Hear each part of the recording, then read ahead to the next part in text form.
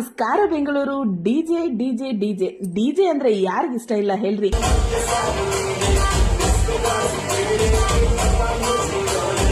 DJ okay, ಆದ್ರೆ ಇಲ್ಲಿ ಬರೀ ನಮ್ಮ ಕನ್ನಡ ಸಾಂಗ್ ನ ಪ್ಲೇ ಮಾಡ್ತಾ ಇದ್ದಾರೆ ಅಂತ ನೋಡ್ತಾ ಇದ್ದೀರಾ. ಹಾಗಿದ್ರೆ ಫಸ್ಟ್ ಈ ವಿಡಿಯೋನ ಸೇವ್ ಮಾಡ್ಕೊಳ್ಳಿ. ಇದ್ರ ಬಗ್ಗೆ ಪೂರ್ತಿ ಡೀಟೇಲ್ಸ್ ಕೊಡ್ತೀನಿ.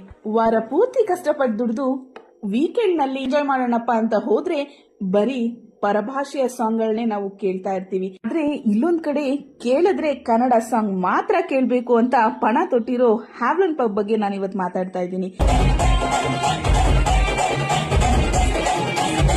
ಹೌದು ಕಣ್ರಿ, ಸಂಜೆ 5 ಗಂಟೆಗೆ ಸ್ಟಾರ್ಟ್ ಆದ್ರೆ 9 ಗಂಟೆವರೆಗೂ ನಮ್ಮ ಕನ್ನಡ ಸಾಂಗ್ಗಳನ್ನ ಕೇಳಿ ಕುಣಿದು ಮಸ್ತ್ ಮಜಾ ಮಾಡಬಹುದು.